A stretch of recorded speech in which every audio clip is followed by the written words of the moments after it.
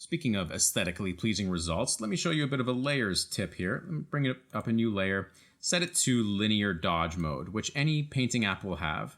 Sometimes it might be called glow, but linear dodge, I think it's called in most cases.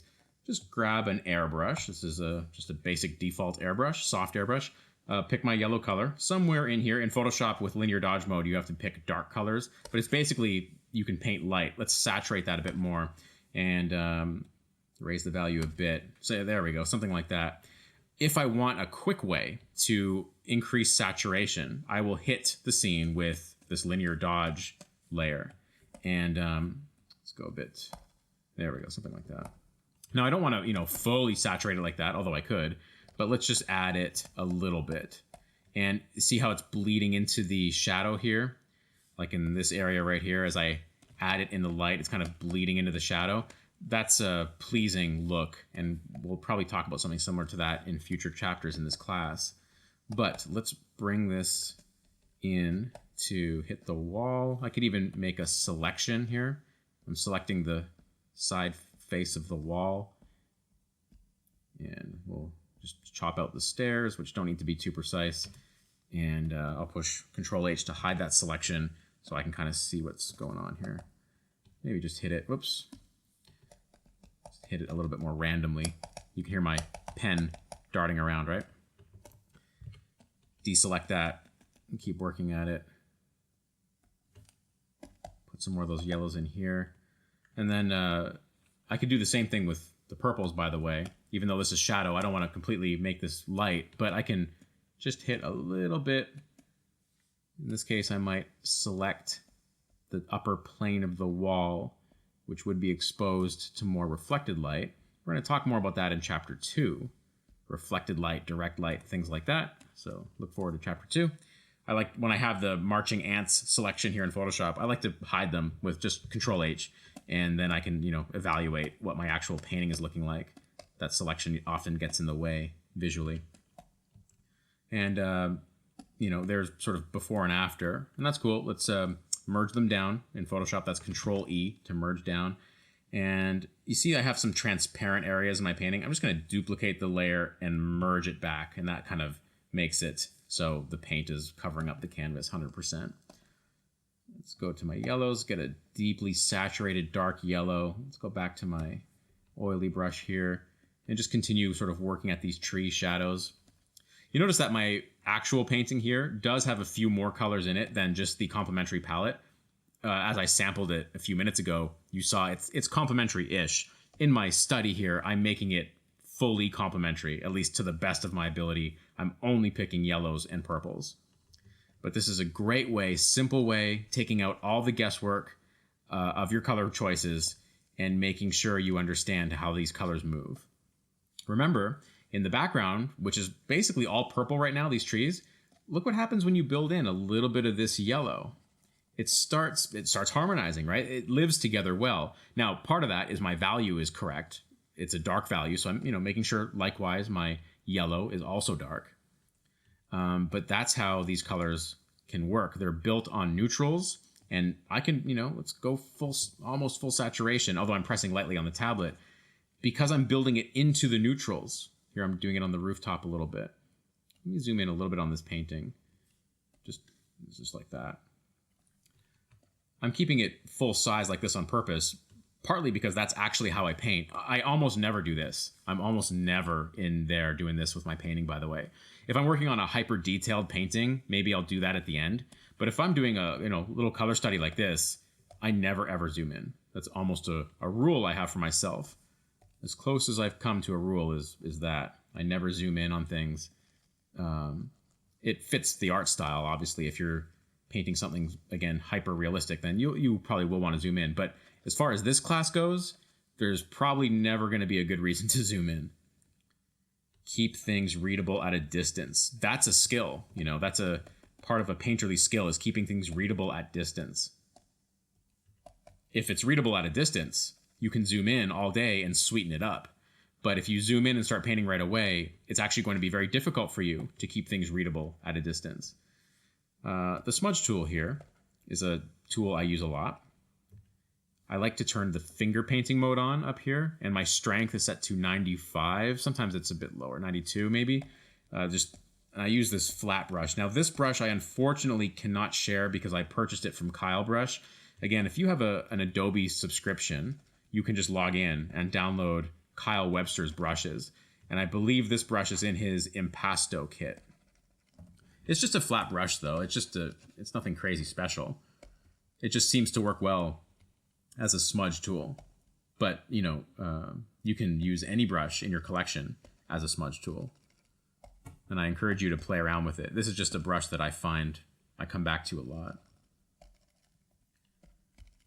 So, we're working at this. I'm not going to finish this painting to the same level as this one in this demonstration, because after all, we're talking about color here. But I have not yet gotten to the point where I feel it's fully communicating the point, although I'm sure the point is emerging here about how color moves. I'm in my bright yellows now. Like, look at how saturated that is. These are not neutrals anymore. Just building up these saturated colors. Let's switch back to a brush here. Actually, let's go back to this brush, so I'm only using brushes that I'm sharing in my brush kit. This plane of the wall should be in shadow, so I'll sample the shadow and bring it back. I'll also get some deep shadows here to start popping out some of these trees.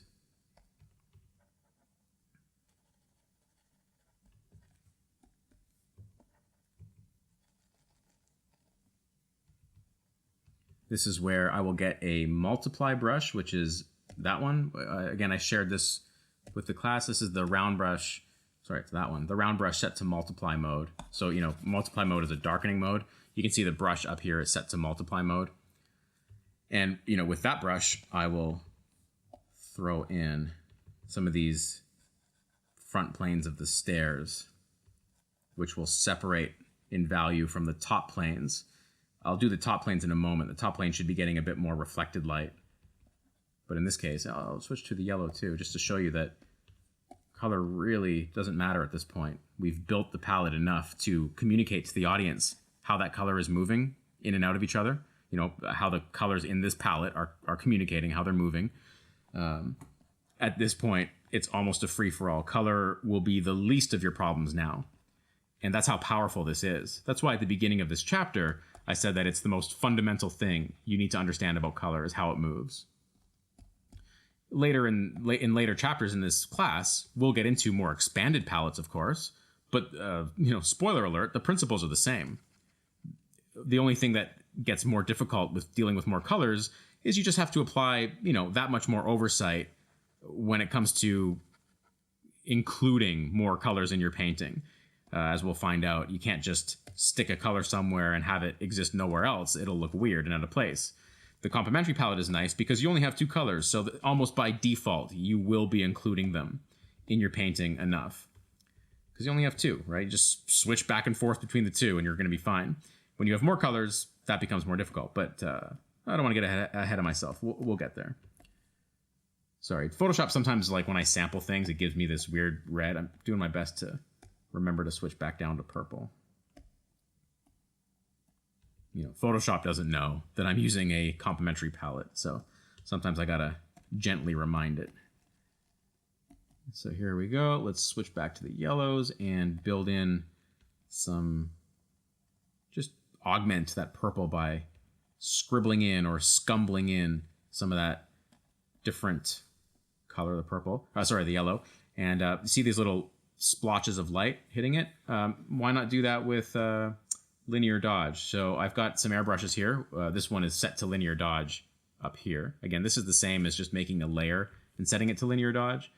But I want to get some of these little slices of light in there coming through the trees. This always helps make things look believable, like you're, in a foliage-filled environment. You could use any brush with linear dodge. Just for fun, I will switch to this brush. And I gotta go up here, switch it to linear dodge. And let's see if we can continue building this patchwork of light. Yeah, just while I do this, when I was first learning about color, this is an exercise I devised for myself a lot, working in very limited palettes like this, complementary palette to start with. And the other thing I would do is I would kind of orchestrate the light source to be very art directed, let's say. Like, this is a very convenient light source. It's only shining, in this area of the painting. And like, conversely, all of this is in shadow. That's a very conscious choice, because not only am I now simplifying color, I'm also simplifying the pattern of light and shadow. It's just two shapes. Like, the painting is like split almost in half. Maybe not the best compositional choice, but from a learning perspective, very, very handy. Okay, let me get out of linear dodge mode. And actually, you know what? Let me go back to linear dodge mode. Or no, I'll go to overlay mode. And get this. Yeah, I want a bit of that light to spill into the shadows. We're going to talk about that in a future chapter in this class. Chapter 1 has some important stuff, of course, but I'm also using things that I'm going to explain later. Painting is, I do my best to separate it into digestible chapters, but like, you can't strip everything away all at once. Like, I have to do things that I haven't talked about yet, but I promise I will talk about them. But I'm doing my very best to stick to the focus of chapter 1. I'm going to switch this brush now to multiply mode, which again is the darkening mode. And just going to use it to pull out some of these shadows that I've been losing in the process.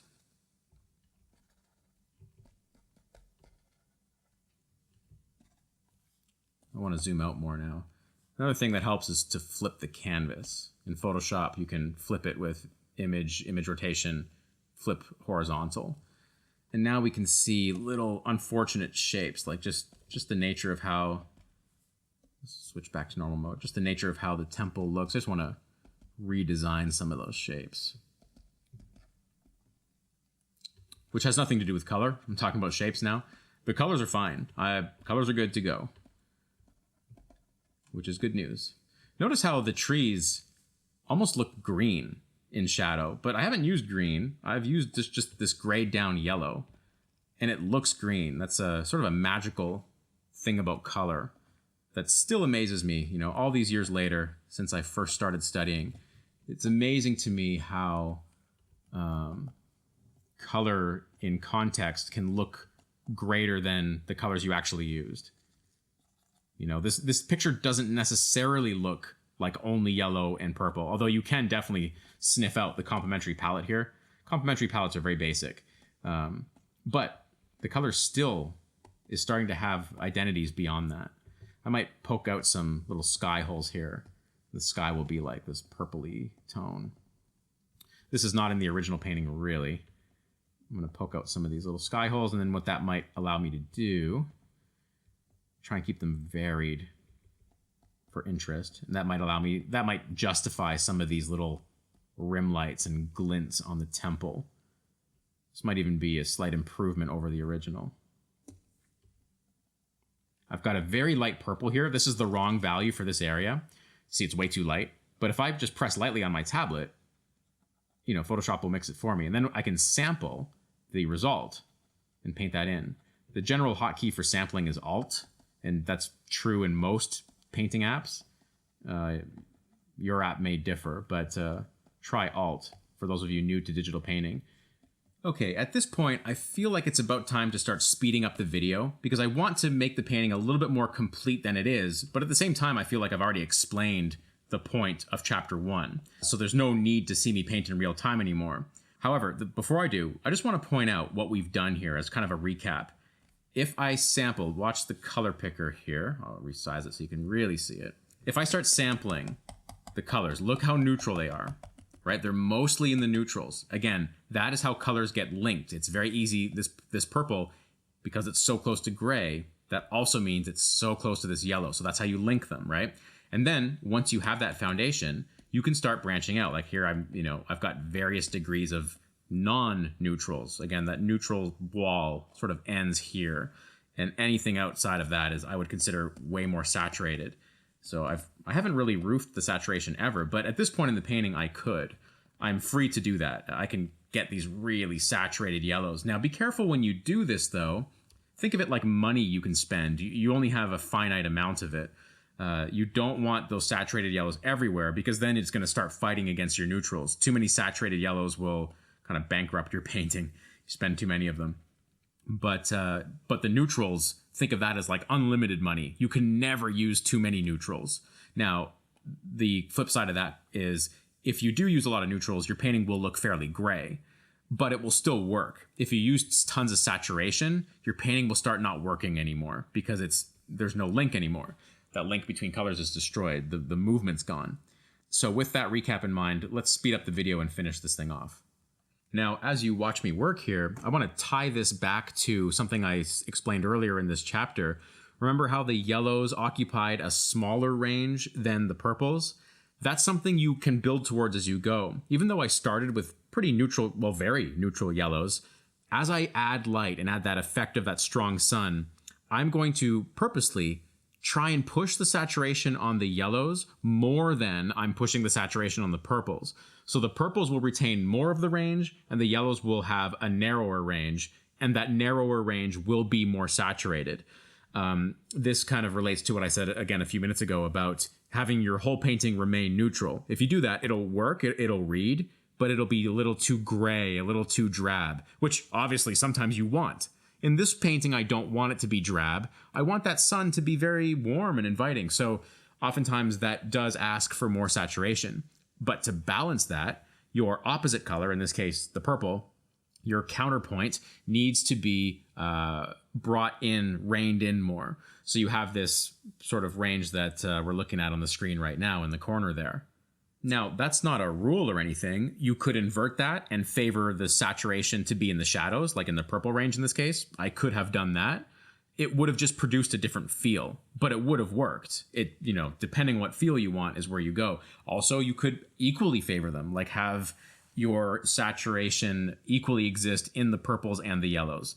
That'll work too. Again, so long as you have the neutrals there to produce that color movement, to give the viewer that link between how the two colors communicate and how they merge from one to the other, you could absolutely push the purple saturation equally as hard as the yellow.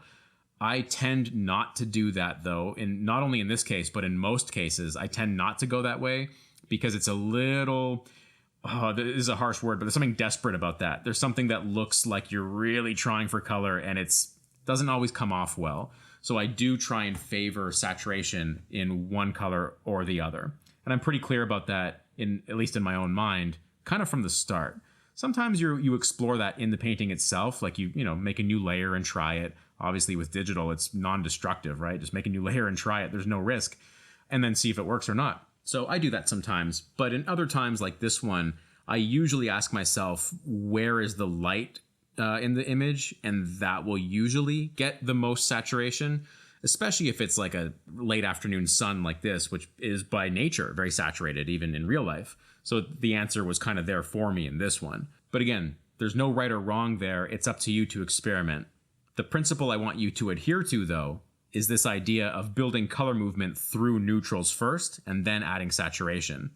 It's a color principle that'll work no matter what your subject matter is, no matter what your lighting is, but it's also not a formula either, because you can produce infinite varieties of results with it.